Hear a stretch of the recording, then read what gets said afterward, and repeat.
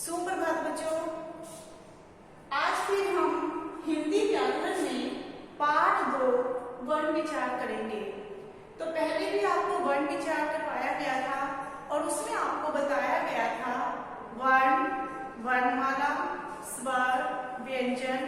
तो आप सभी को ये बताए गए थे और उसके बारे में सब आपको विस्तार से बताया गया था। तो अब इस पाठ में जो भी आगे दिया गया है उसको हम विस्तार से पढ़ेंगे और सभी बच्चे हर एक चीज को अच्छे से समझने की कोशिश करेंगे। तो पहले हम पढ़ेंगे आगत व्यंजन। पहले हमने व्यंजन पढ़े थे, उसके बाद आते हैं आगत व्यंजन। आगत का मतलब होता है आए हुए। तो आगत व्यंजन उसे कहते हैं जो अंग्रेजी, अरबी और फारसी भाषा से आए हुए व्यंजन होते हैं, उन्हें हम आगत व्यंजन कहते हैं। तो आगत व्यंजन में क्या होता है, नुक्ता का प्रयोग किया जाता है। नुक्ता का यानी बिंदु। तो जब किसी व्यंजन के नीचे नुक्ता यानी बिंदु का प्रयोग किया जाता है तो उन्हें आगत व्यंजन कहते हैं। और हमारी हिंदी में ये कितने आगत व्यंजन हैं जो अरबी और फारसी भाषा से लिए गए हैं? क, ख, घ, ज, फ। तो आजकल वैसे तो 5 व्यंजन होते हैं, लेकिन आजकल सिर्फ ज और फ इन दोनों का ही उच्चारण किया जाता है। ये दोनों ही प्रचलन में है। क, ख, ग का प्रयोग अब बहुत कम किया जाता है। अब आगे है बेटा, श्वास या उच्चारण के आधार पर व्यंजन के 2 भेद होते हैं। पहला अल्पप्राण और दूसरा महाप्राण। अब अल्प का अर्थ क्या होता है? कम। प्राण का अर्थ कि जैसे प्राण कम निकलना, वायु कम निकलना। तो अल्प प्राण की परिभाषा होती है कि जिन वर्णों का उच्चारण करते समय हमारे मुख से यानी कि हमारे फेफड़ों से कम वायु निकलती है, उन्हें अल्प प्राण कहते हैं। और इसमें अल्प प्राण में कौन कौन से जो वर्णों का प्रयोग किया जाता है? एक तो सभी स्वर, हमारे 11 स्वर हैं, वो अल्प प्राण में आते हैं। और प्रत्येक वर्ण, जब जैसे आपको बताए गए थे कि 5 वर्ग होते हैं, स्वर, च्वर, ट्वर, त्वर और वर। तो प्रत्येक वर्ग का पहला, तीसरा और 5वां वर्ण, उसके बाद अंतस्थ व्यंजन य, रै, लै, रै। तो जो ये सब हैं ये अल्प प्राण में माने जाते हैं। तो उसके बाद है बेटा महाप्राण। महाप्राण किसे कहते हैं? महा का मतलब बहुत ज्यादा, प्राण का मतलब वायु निकलना। जिन वर्णों का उच्चारण करते समय हमारे फेफड़ों से अधिक वायु निकलती है, उन्हें महाप्राण कहते हैं। और महाप्राण के अंतर्गत कौन कौन से वर्ण आते हैं? एक तो प्रत्येक वर्ग, जैसे कि मैंने आपको बताया था कि 5 वर्ग होते हैं, तो प्रत्येक वर्ग का दूसरा और चौथा वर्ण और उसके बाद ऊष्म व्यंजन श, श, स और फ। तो ये महाप्राण के अंतर्गत आते हैं। तो इनकी पहचान के लिए बेटा थोड़ा सा मैं आपको एक जो है टेक्निक भी बताती हूँ कि अल्प प्राण में कैसे अक्षर होते हैं और महाप्राण में। वैसे तो मैंने आपको बता दिया कि ये आते हैं, लेकिन फिर भी मैं आपको थोड़ा सा समझाने के तौर पर आपको बताना चाहती हूँ कि जैसे आप इंग्लिश का कोई भी जब अल्फाबेटिकल कुछ भी अल्फाबेट लिखते हो, लेटर लिखते हो, तो जैसे आप पहला वर्ण जैसे क है उसको आप के लिखते हो, ठीक है। और जैसे ख है तो इसमें थोड़ा सा क्या होता है कि वायु ज्यादा निकलती है, तो उसको आप क्या लिखते हो? के एच, ऐसे लिखते हो। ऐसे ही ग, इसको आप लिखते हो जी और भ को लिखते हो जी एच। तो अब आपने देखा कि जो पहला और तीसरा वर्ण था, जैसे हमने यहाँ बताया था कि पहला और तीसरा कि उसमें कम वायु निकलती है, तो आपने देखा यहाँ पर सिर्फ के और जी का प्रयोग हुआ है। और जहां पर अधिक वायु निकलती है हमारे फेफड़ों से, तो उसमें था दूसरा और चौथा वर्ण। आपने देखा दूसरे में एच का प्रयोग किया गया है और चौथे में एच का प्रयोग साथ में किया गया है। तो आपको इन लेटर से पता चल रहा होगा कि इनमें कम वायु निकलती है हमारे फेफड़ों से बोलते हुए और इनमें अधिक निकलती है, तो इन्हें अल्प प्राण के अंतर्गत रखा गया है और इन्हें महाप्राण के अंतर्गत रखा गया है। तो उसके बाद बेटा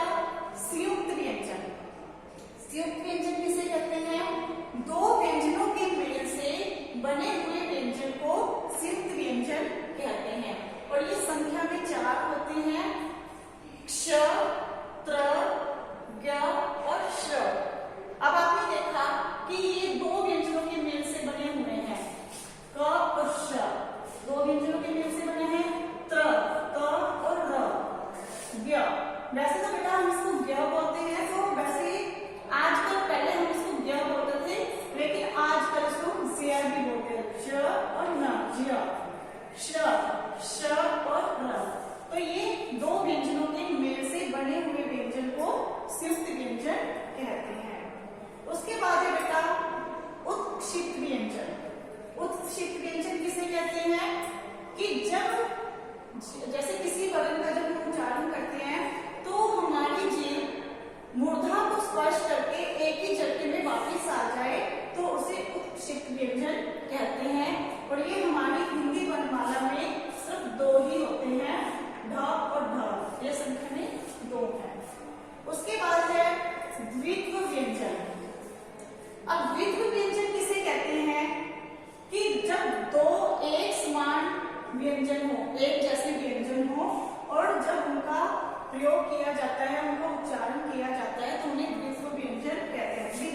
द्वित्व का अर्थ है दो एक जैसे, जैसे पक्का, क, सच्चा। तो आप देख रहे हैं इसमें क और क दो एक जैसे व्यंजन हैं, च दो एक जैसे हैं, जैसे कच्चा, पक्का, चप्पल, पत्ता।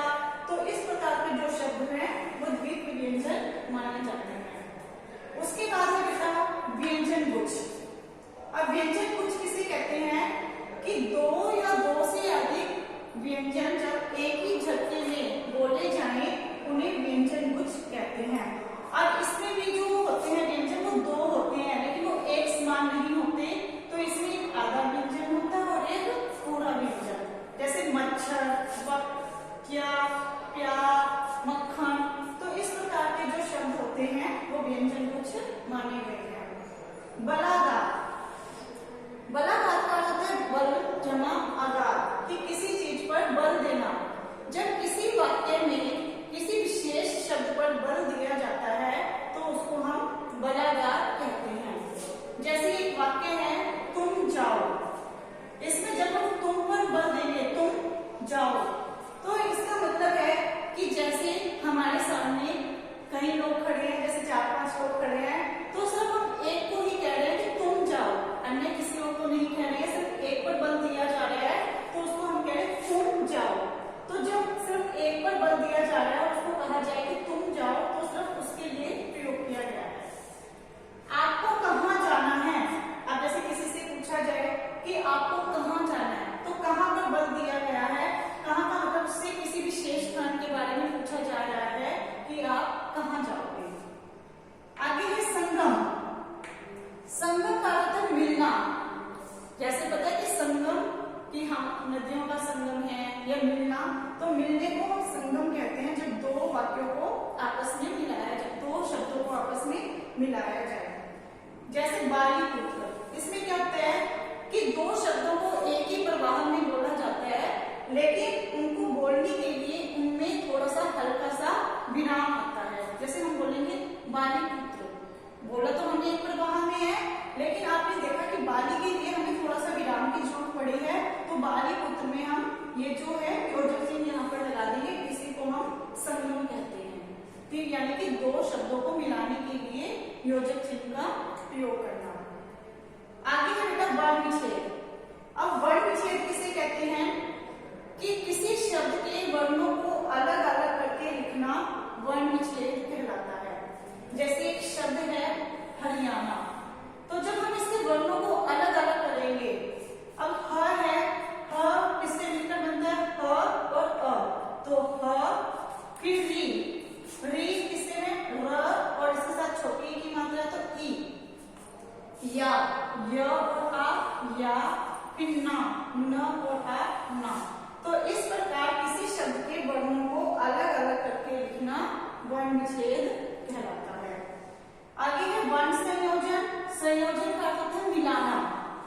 जैसे जब अब इसमें जो वर्ण है वो अलग अलग करके लिखे गए हैं, तो जब उन्हें इनको मिलाया जाता है, एक शब्द बनाया जाता है मिलाकर, तो उसको वर्ण संयोजन कहते हैं। अब यहाँ पर अलग अलग वर्ण लिखे गए हैं और इनको मिलाकर बना भारत। जैसे ब आ भा, र अ र, त और अ त, तो भारत। तो इस प्रकार वर्णों को आपस में जोड़ना, जब वर्णों को आपस में जोड़ा जाता है, एक शब्द बनाया जाता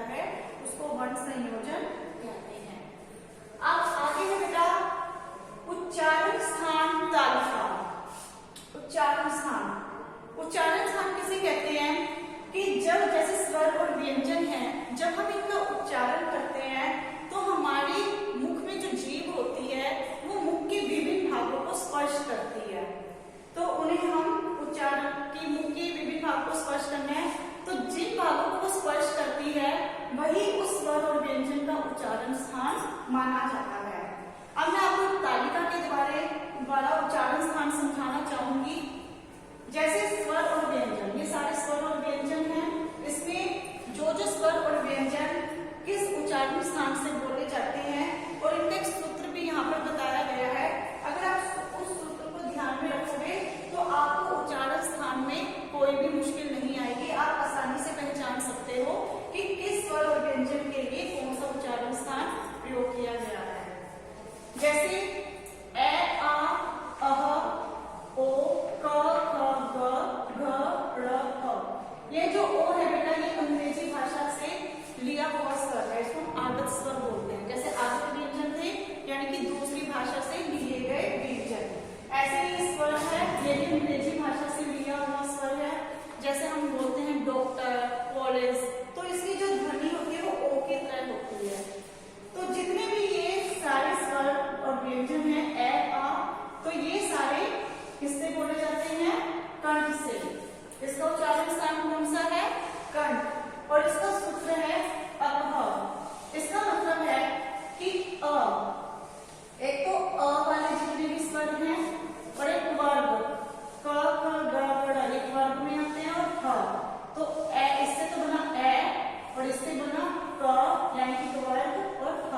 तो ये सूत्र बना अकह और इसका जो उच्चारण स्थान है वो है कंठ। अब आगे है बेटा ई, च, छ, ज, झ, न, य, श। जो इनका उच्चारण स्थान है वो है तालु। अब तालु किसको बोलते हैं बेटा?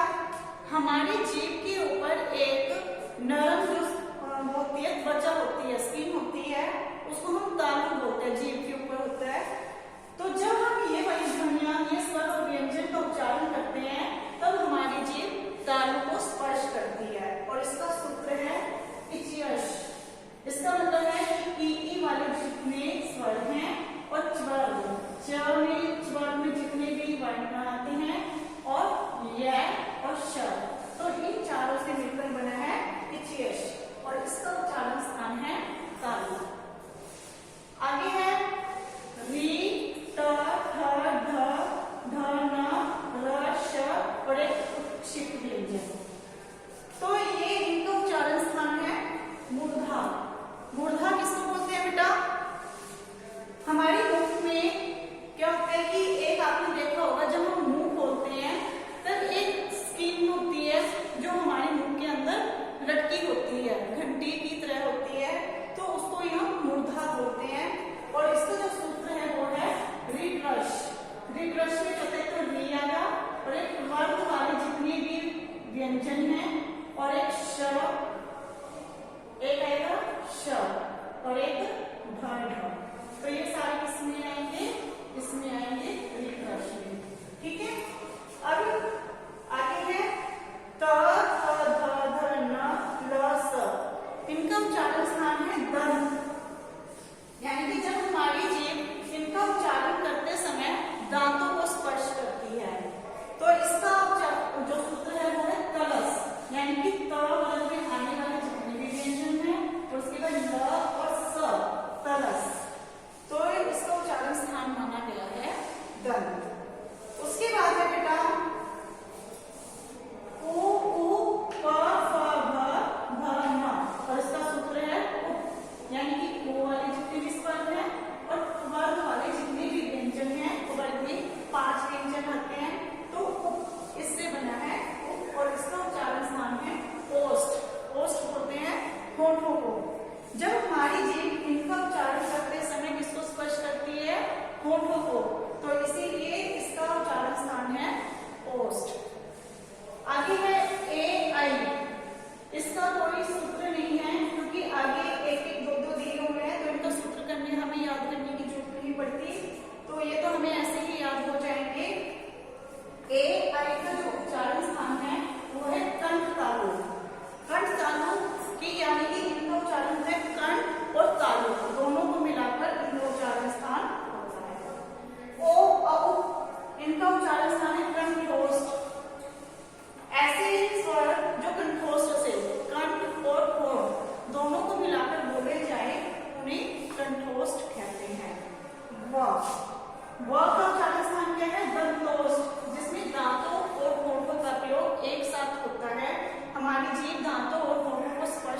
होती है तो उसे दंतोष्ठ कहते हैं।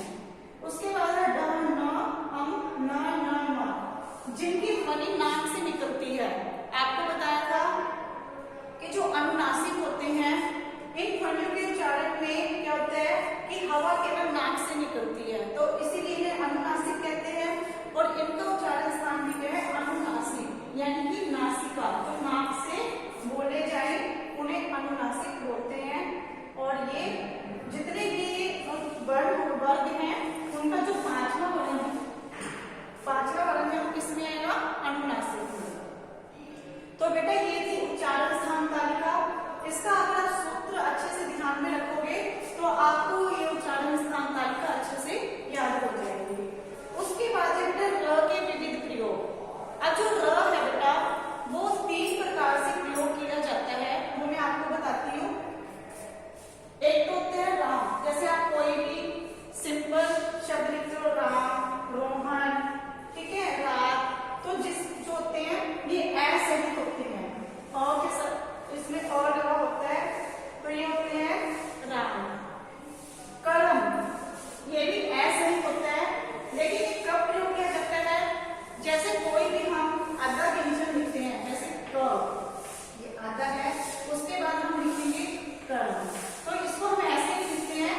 इसको हम क्या करेंगे, जो ये पाई वाला वर्ड है, व्यंजन है आधा, तो इसके पैरों में हम इसको र को लिखेंगे।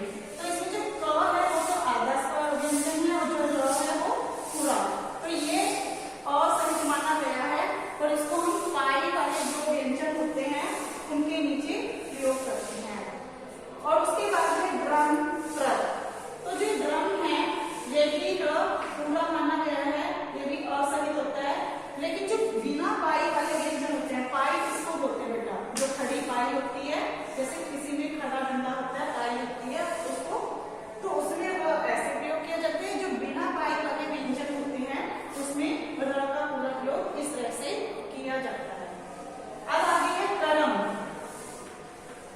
ये जो होता है ये रेप वाला र होता है, यानी कि अद्धा र होता है, और इसका प्रयोग हम जो दूसरा व्यंजन होता है उसके सिर पर करते हैं। तो इससे पहले वाले व्यंजन के साथ इसका उच्चारण किया जाता है, जैसे बोलते हैं करम, तो कर के साथ र का प्रयोग करेंगे करम, ठीक है। तो ये अद्धा र माना गया है और ये पूरे। तो ये थे र के विभिन्न प्रयोग जो मैंने आपको बताए हैं। तो बच्चों ये था हमारा वर्ण विचार का पूरा पाठ जो आपको मैंने विस्तार से पढ़ाया।